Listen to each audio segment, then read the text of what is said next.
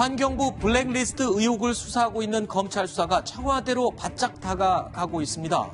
자, 어제 청와대가 블랙리스트라는 그 단어에 아주 불쾌감을 표시한 상황에서 검찰이 청와대 인사수석실 조사도 불가피하다라는 입장을 밝혔습니다.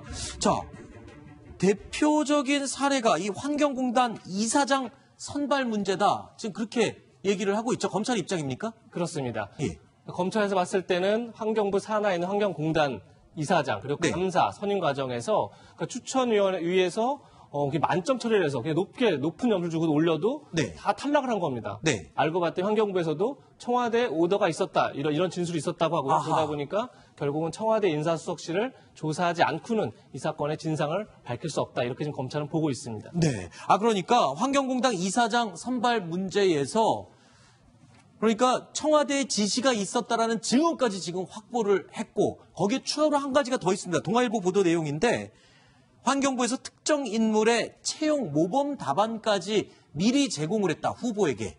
네. 이건 뭐 특정 후보 한 사람에게만 제공을 한 겁니까? 네, 우선 검찰에서는요. 네. 그 환경부 관계자로부터 청와대 인사수석실로부터 블랙리스트 작성을 하라. 이런 지시를 받고 작성했다. 어허. 이 진술을 받았다고 검찰에서 확인했고요. 예. 또 한 가지는 작년 3월에 박근혜 정부에서 임명된 환경공사 상임감사가 네. 사퇴를 합니다. 네. 이분에게 확인을 해보니까 너무나 사퇴 압박에 시달려서 사퇴를 했다는 겁니다. 네. 그런데 여기에서 두 차례 공모가 이루어집니다. 후임자로. 네. 그런데 두 차례 공모에서도 아무도 낙점을 받지 못했어요. 다 떨어진 거예요? 네. 그리고 올해 1월에서야, 그러니까 1년 다 지나서야 거의 가까이 돼서야 됐는데 이분이 문재인 캠프 특보 출신이 내정이 된 겁니다. 네. 그런데 이 과정에서 이 사람에게 아주 결정적일 수 있는 자료를 건넸다는 겁니다. 어떤 자료죠? 어떻게 보면 시험지를 건넸다는 겁니다. 모범 아하. 답안이 적힌 자료였습니다. 네.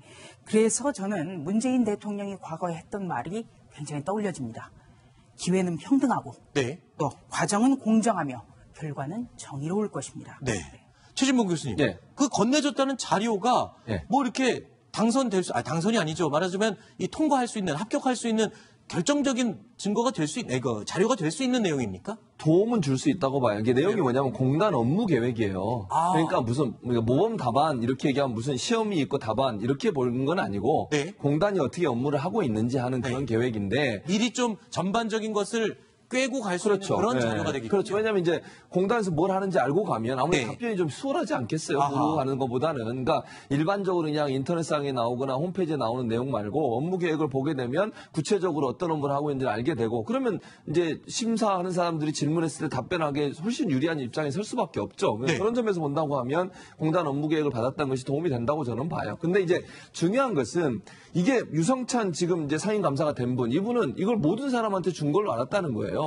그런데 알고 봤더니 자기한테만 준 거예요. 네. 이거는 좀 이제 문제가 있는 거죠. 왜냐하면 모든 후보한테 동일하게 이 자료를 파악해봐라. 줬다면 문제가 그렇죠. 없겠죠. 근데 한 사람한테만 줬다면 이거는 환경부가 뭔가 그런 의도를 갖고 준 게 아닌가 이런 생각과 의혹을 받을 수 있는 내용이라고 볼 수 있겠습니다. 바로 그 점이 검찰에서도 확인을 했다고 밝히고 있는 내용입니다. 아하.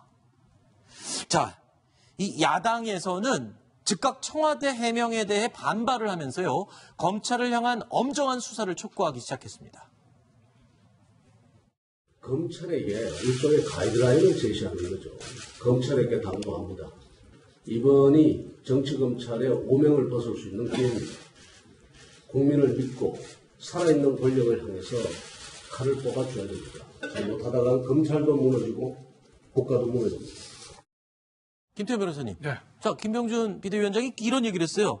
지금 청와대 해명은 검찰을 향한 가이드라인을 준 거다. 이게 무슨 말이죠? 그러니까 이제 이거에 대해서 예를 들어서 청와대에서 부인이나 이런 것들이 아니라 자, 리스트가 있긴 있는데 그건 체크리스트라 이런 얘기를 했다는 거죠. 이거 블랙리스트라고 그러지 마라. 네. 그 얘기는 우리는 법적인 아무 잘못이 없다. 박근혜 전 정부의 블랙리스트 직권남용을 처벌했는데 그거 우리한테 이잣대로 될 수 없다. 이 얘기잖아요. 네. 그러니까 그게 이제 검찰의 가이드라인에 대해서 검찰이 그거대로 해서 청와대 이 수사를 그냥 유야무야 끝내는 건 아니냐. 뭐 이런 이제 걱정과 우려를 김병준 비대위원장이 내놓은 것 같은데 그런데 지금 검찰의 수사 속도라든지 이런 것들을 봐서는 그래서 이 수사가 검찰이 속된 말로 네. 청와대에 저 대변인의 저 논평을 듣고 이거 큰일 났네.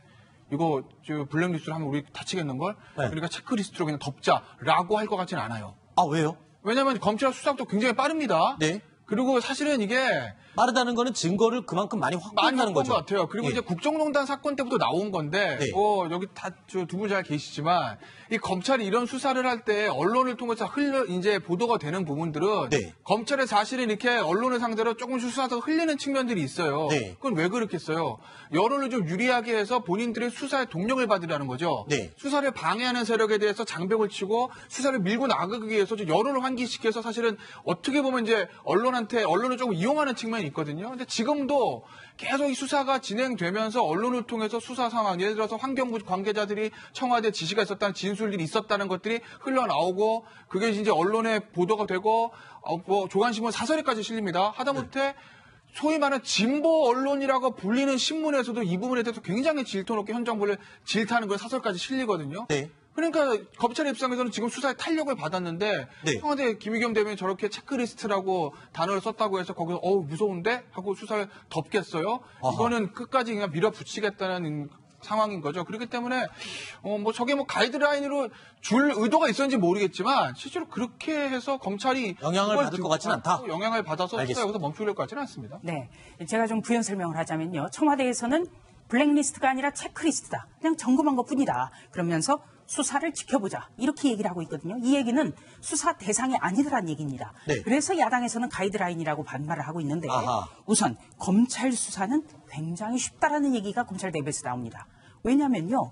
지금 환경부만 해도 이곳저곳 지금 다 나오는 이유. 증언이 다 쏟아지고 있죠. 이거를 가만히 가지고 있다면 정권이 바뀌고 나서 환경부 안에 있는 분들 구속될 게 뻔하다는 얘기예요. 아하. 그게 적폐청산 수사에서 남긴 기록들이거든요. 네. 그리고 또 한 가지는 적폐청산 수사라는 것은 전 정권에 대한 수사였는데 이것이 양승태 전 대법원장의 구속으로서 일단락이 됐다. 그렇기 때문에 검찰로서도 방향 전환이 필요한 거다. 네. 이런 얘기도 나오고 있습니다.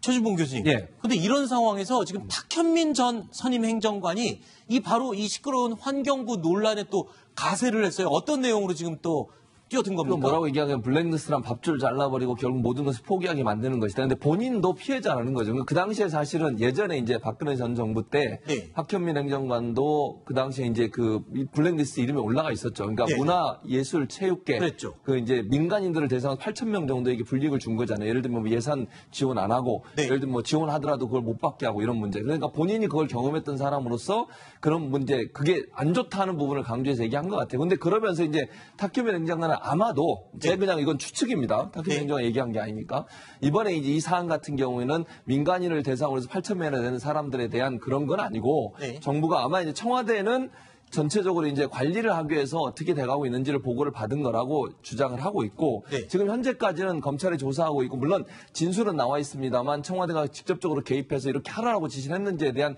결정적인 증거는 아직까지 안 나오고 있기 때문에 요거 이제 조사가 더 돼봐야겠죠. 아마 네. 탁현민 행정관은 그 차이를 설명하고 싶었던 것 같아요. 아하. 네. 탁현민 전 행정관이 지금 외국에서 여행 중인데요. 네. 굉장히 지금 국내 문제에 대해서 관심 많아요.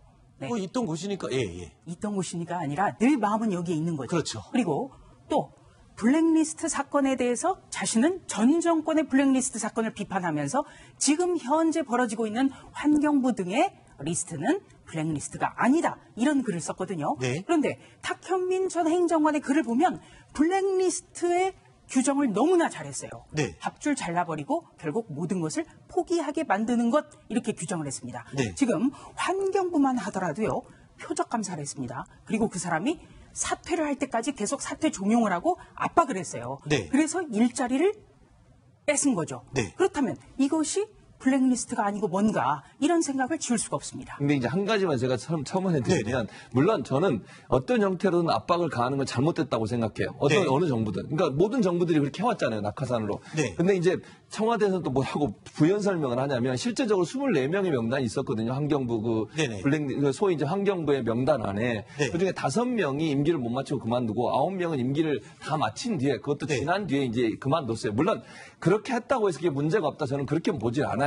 네. 임기를 넘어서 했다 하더라도 만약에 압력을 가했다면 그건 문제가 있는 거죠 분명히. 네. 그러나 이제 그 전에 블랙리스트와 약간 차이가 있다는 점을 설명하기 위해서 그걸 부연 설명한 것이죠. 네, 알겠습니다.